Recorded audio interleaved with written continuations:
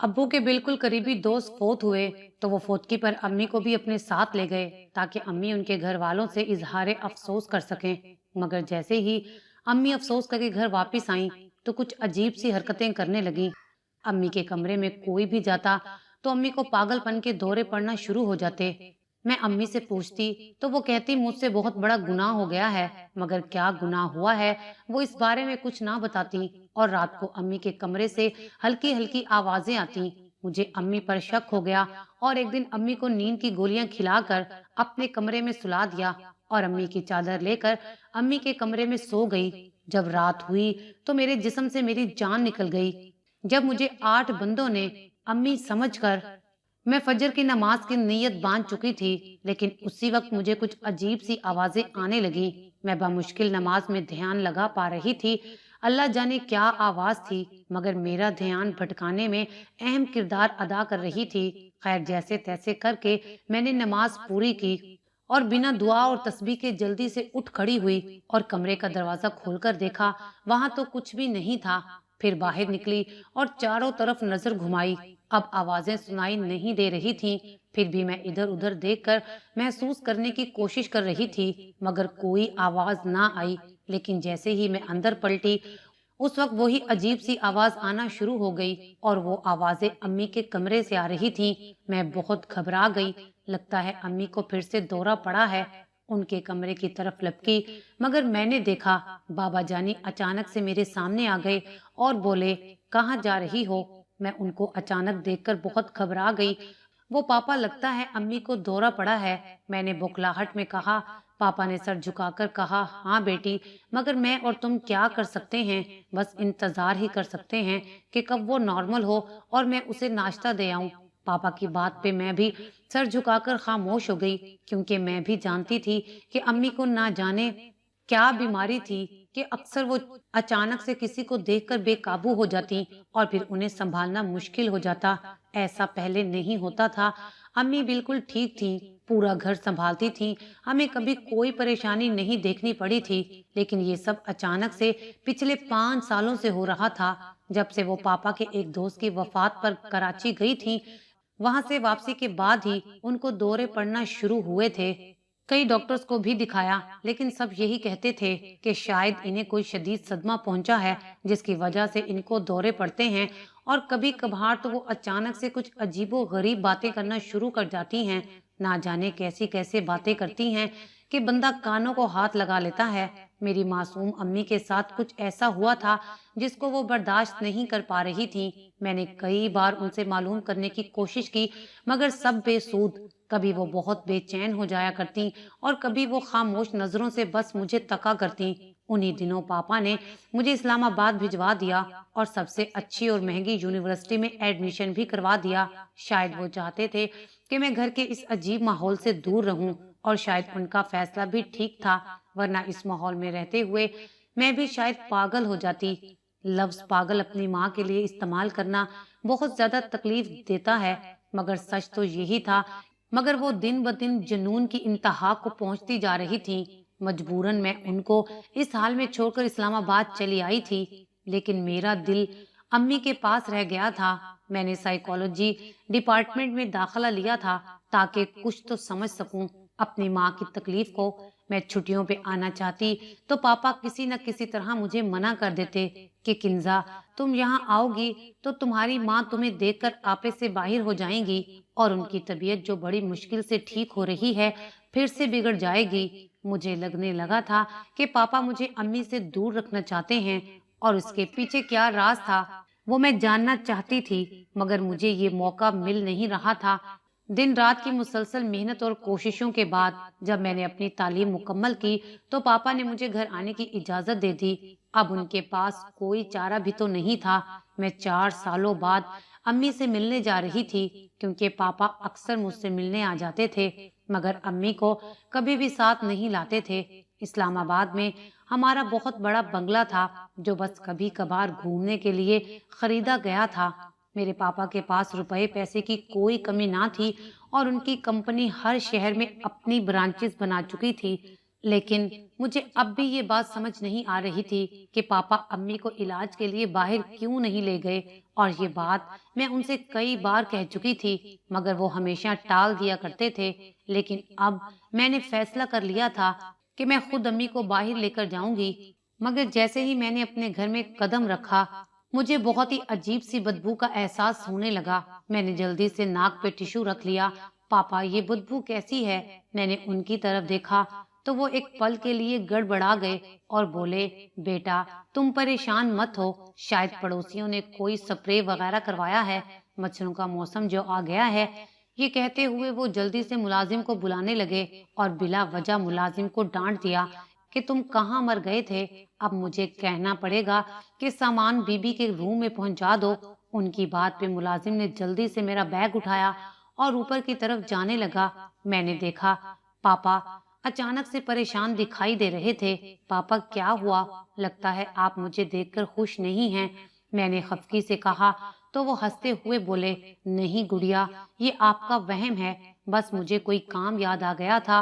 वो मुझे गले लगाते हुए कहने लगे तो मैं भी मुस्कुरा दी। पापा उम्र में अम्मी से काफी बड़े थे। अम्मी अब भी बमुश्किल 45 साल की होंगी, जबकि पापा शायद 70 साल के थे या शायद इससे भी कुछ ज्यादा। मगर वो काफी एक्सरसाइज वगैरह किया करते थे, इसीलिए ज्यादा बूढ़े नहीं लगते थे। कभी कभी मैं सोचा करती थी कि उनकी शादी कैसे हुई थी, मगर कभी हिम्मत नहीं हुई पूछने की। अम्मी ने एक बार बताया था कि पापा की दूसरी बेगम भी थी जो उनकी हम उम्र थी और उनको कैंसर हो गया था और वो इस दुनिया से चली गई। तब पापा ने अम्मी से दूसरी शादी की। आज जैसे ही मैं 4 साल बाद घर पहुंची, अम्मी ने मुझे देखकर हल्का सा तासुर दिया कि वो मुझे पहचानती हैं, और मैं डरते डरते उनके करीब गई और उनको बताया, अम्मी मैं किंजा आपकी लाडली बेटी हूँ। मेरे नाम पर वो चौंक गईं और फिर मुझसे पूछने लगीं। मैंने उनका हाथ थामा तो वो रोने लगीं और मुझे गले से लगा लिया। मैं बहुत खुश थी कि उन्होंने मुझे पहचान लिया और अब वो ठीक हो गई थी, मगर ये मेरी भूल थी। काफी देर वो मुझे चूमती रहीं और फिर पापा की तरफ देखकर कहने लगी, मुराद साहब देखे किंजा आई है। पापा ना जाने क्यों उनसे नजरें चुरा रहे थे और मुझे इशारा किया कि मैं अपने कमरे में चली जाऊं। मैं ना चाहते हुए भी वहां से चली आई। मेरा कमरा बिल्कुल नए तरीके से सजाया गया था। सारा फर्नीचर नया था। मैं एक एक चीज को छू कर देखती रही, लेकिन मेरे दिल को सुकून नहीं मिल रहा था। मैंने जल्दी से शावर लिया और नमाज की नीयत बांध ली। बस मुझे अल्लाह ताला के सामने सजदा रेज होकर ही सुकून मिला करता था। मैं दिन रात अम्मी की सेहतयाबी की दुआएं किया करती थी। नमाज से फारिग होकर मैंने दोबारा नीचे जाने की कोशिश की तो उसी वक्त मेरा फोन बजा। ये तो पापा की कॉल है। मैंने जल्दी से रिसीव की। दूसरी तरफ से पापा बोले, बेटा तुम अभी नीचे मत आना, अगर आना हो तो अपनी अम्मी के करीब मत जाना, अभी उनको थोड़ा वक्त लगेगा तुम्हें अच्छे से पहचानने में। मैं कुछ कहने ही वाली थी कि पापा ने कॉल काट दी। अब ये क्या बात हुई, मैं अपने ही घर में कैद रहूंगी। खैर इसी तरह 2 दिन गुजर गए। अम्मी से कम ही सामना हुआ था क्योंकि पापा का हुक्म था, लेकिन अब मैंने फैसला कर लिया था कि अम्मी से खुलकर बात करूंगी, क्योंकि मैं भी तो साइकोलॉजिस्ट थी। मुझे सब इल्म था मरीज से किस तरह बर्ताव किया जाता है, और इसलिए मैंने सोच लिया था कि पापा की गैर मौजूदगी में मैं अपनी अम्मी से मिलूंगी। मगर यहाँ के मुलाजिम पापा के जासूस थे। वो मुझे अम्मी के पास जाने ही नहीं देते थे। मैं अम्मी के कमरे में जाने लगती तो वो कहते, बीबी साहब जी ने सख्ती से मना किया है, आपको ना जाने दिया जाए। वो सामने खड़े हो जाया करते और मैं खामोश खड़ी हो जाती। और आज भी जब मैं अम्मी के रूम में जाने लगी तो पापा ने रोक लिया। लेकिन एक दिन मुझे मौका मिल ही गया जब पापा किसी मीटिंग के सिलसिले में मुल्क से बाहर गए हुए थे और उन्होंने मुलाजमीन से कह दिया था कि मुझे अम्मी के रूम में जाने की इजाजत ना दी जाए। मगर मैंने भी मौका पाकर अम्मी को सुकून की गोलियां खिला दी और उनको जल्दी से अपने कमरे में सुला दिया और खुद उनके कमरे में सो गई। मैं देखना चाहती थी कि ऐसा क्या है कि अम्मी फजर के वक्त तकलीफ दे आवाजें निकाला करती थी, क्योंकि उन्हें रात के वक्त पागलपन के दौरे पड़ते थे। मुझे खौफ भी बहुत हो रहा था, दिल घबरा रहा था। अम्मी की तरफ से तो मैं मुतमईन थी, क्योंकि उनको मैंने जो मेडिसिन दी थी وہ اسی مرض میں دی جاتی تھیں اور وہ سکون میں تھیں، مگر میں سمجھ گئی تھی کہ کوئی تو راز تھا اس کمرے میں جو مجھے وہاں جانے سے منع کیا گیا تھا۔ اور انہی خیالوں میں جانے کب مجھے نیند آ گئی اور فجر کے وقت مجھے ایسا لگا جیسے کسی نے میرے منہ پر ہاتھ رکھا ہو۔ میں نے اچانک ہڑبڑا کر اٹھنا چاہا، مگر میری حیرت کی انتہا نہ رہی، کیونکہ مجھے 7 8 ہٹے کٹے آدمیوں نے زور سے پکڑ رکھا تھا۔ میں نے بہت کوشش کی خود کو چھڑوانے کی، مگر وہاں تو ایک بندہ کھڑا اونچی آواز میں کچھ پڑھتا جا رہا تھا اور اس کے ساتھی مجھے ایسے پکڑے ہوئے تھے جیسے میں یہاں سے بھاگ جاؤں گی۔ میں کچھ نہیں کر پا رہی تھی۔ کمرے میں اندھیرا تھا، ہلکی سی روشنی ان موم بتیوں سے آ رہی تھی جو اس عامل نے جلا رکھی تھی۔ میں نے بہت آواز نکالنے کی کوشش کی، مگر کسی نے میرے منہ پر زور سے ہاتھ رکھا ہوا تھا۔ پھر کچھ دیر بعد اس نے آہستہ سے میرے منہ سے ہاتھ ہٹا دیا اور بولا، سرکار یہ تو کوئی اور ہے۔ اس بات پر اچانک عامل نے اپنی آنکھیں کھول دیں، قہر برساتی نظروں سے دیکھنے لگا۔ میں نڈھال ہو گئی تھی۔ بامشکل میں نے اپنا منہ کھولا، کون ہو تم لوگ؟ میں نے خوف کے مارے اٹک اٹک کر پوچھا۔ عامل نے اشارہ کیا اور سارے آدمیوں نے مجھے چھوڑ دیا۔ میں بامشکل اٹھ کر بیٹھ گئی۔ کون ہو تم لڑکی؟ اور کیوں تم نے ہماری کئی ہفتوں کی محنت برباد کر دی؟ وہ عامل اپنی بھاری آواز میں بولا تھا اور لال انگار آنکھوں سے مجھے دیکھے جا رہا تھا۔ کیسی محنت؟ میں نے حیرت سے پوچھا۔ تو ان لوگوں نے بتایا کہ وہ کئی ہفتوں سے امی کا روحانی علاج کر رہے تھے اور آج تو ان کا عمل بھی مکمل ہونے والا تھا۔ کیسا علاج؟ میں نے حیرت سے پوچھا تو وہ بولا، مریم بی بی کو ایک دیو نے اپنے بس میں کر رکھا ہے جس سے چھٹکارا پانا بہت مشکل ہے، اور جب بھی ہم عمل کرتے ہیں تو وہ دیو اسے اڑا کر لے جانے کی کوشش کرتا ہے۔ اس لیے ہم نے ان پہلوانوں کو رکھا ہوا ہے جو اسے اپنی طاقت سے روکتے ہیں۔ ان کی بات سن کر میں چیخ اٹھی تھی، جاہل انسان نکل جاؤ میرے گھر سے، ورنہ میں پولیس کو کال کر دوں گی۔ ظالم انسان، تم نے اتنی تکلیف دی میری ماں کو صرف اپنا سکہ جمانے اور پیسے کی خاطر۔ مجھ پہ جیسے جنون طاری ہو چکا تھا اور میں نے زور زور سے چلانا شروع کر دیا۔ میری آواز پر سارے ملازمین اکٹھے ہو گئے۔ بی بی جی آپ یہاں؟ وہ سب حیرت میں تھے۔ نکالو ان کو یہاں سے ورنہ ابھی تم سب کو پولیس کے حوالے کر دوں گی۔ میں نے جلدی سے فون اٹھایا اور ان کو دھمکایا۔ ملازمین کے تو چہرے کا رنگ ہی اڑ گیا۔ انہوں نے جلدی سے اس عامل بابا اور اس کے کارندوں کو جانے کا کہا اور وہ لوگ بالآخر وہاں سے چلے گئے اور اب ملازمین کی باری تھی۔ میں نے ان کو اتنا ڈرایا اور پولیس کا کہا تو وہ سب اچھی طرح سیدھے ہو گئے اور سب کچھ بتایا کہ کیسے پاپا نے عامل کو رکھا تھا امی کا علاج کرنے کے لیے۔ مجھے تو یقین ہی نہیں آ رہا تھا کہ میرے پاپا جو اتنے پڑھے لکھے تھے ان کو کیسے یہ سب ٹھیک لگا۔ مجھے رہ رہ کر اس عامل بابا پر غصہ آ رہا تھا۔ اب تو میں ہرگز ایسا نہیں ہونے دوں گی۔ میرا پورا وجود دکھ رہا تھا اور امی تو روز یہ سب برداشت کرتی تھی۔ میں نے ملازمین کو وارننگ دی کہ اگر انہوں نے پاپا کو کچھ بتایا تو مجھ سے برا کوئی نہیں ہوگا۔ میں تم لوگوں کو چوری کے الزام میں جیل بھجوا دوں گی اور پھر سڑتے رہنا وہاں زندگی بھر۔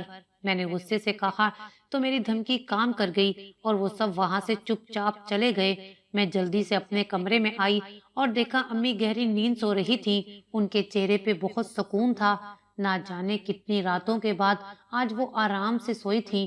میں نے امی کا کمرہ پھر سے دیکھا، ایک ایک چیز چھان ماری تاکہ کچھ تو معلوم ہو، اور پھر ان کی الماری میں مجھے ایک ڈائری نظر آئی جو کافی پرانی لگ رہی تھی، گرد جمع ہو چکی تھی۔ میں نے تجسس سے مجبور ہو کر وہ ڈائری اٹھا لی اور اسے کھول کر پڑھنا شروع کیا۔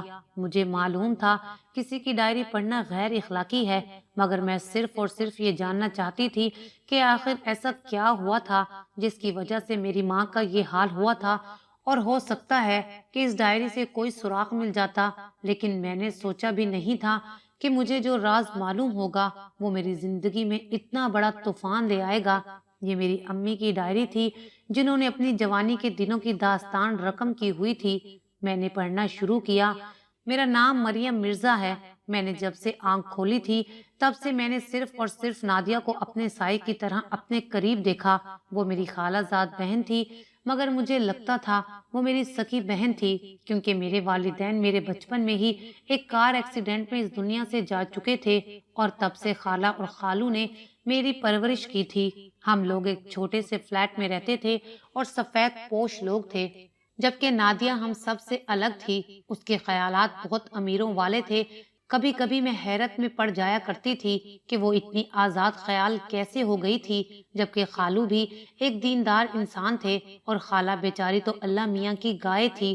ہم ایک ساتھ پڑھے تھے، وہ صرف 1 سال مجھ سے بڑی تھی۔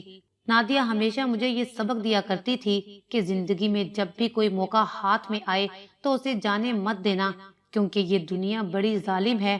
مریم، تم اگر کسی کے لیے اپنی منزل سے ہٹ جاؤ گی تو کسی کو نظر نہیں آئے گا کہ تم نے اس کے لیے کتنی بڑی قربانی دی ہے۔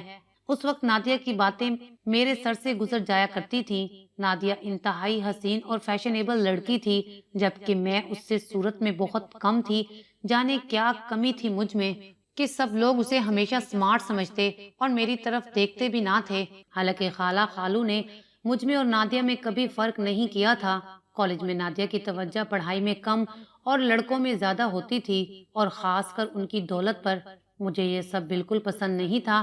میں اکثر سوچتی تھی کہ اس میں ایسا کیا ہے جو مجھ میں نہیں ہے، کیوں کوئی میری طرف نہیں دیکھتا۔ سب نادیہ کو پسند کرتے ہیں۔ وہ بہت ہنس مکھ بھی تھی۔ پھر ایک دن اس نے شوشہ چھوڑا کہ اسے جاب کرنی ہے۔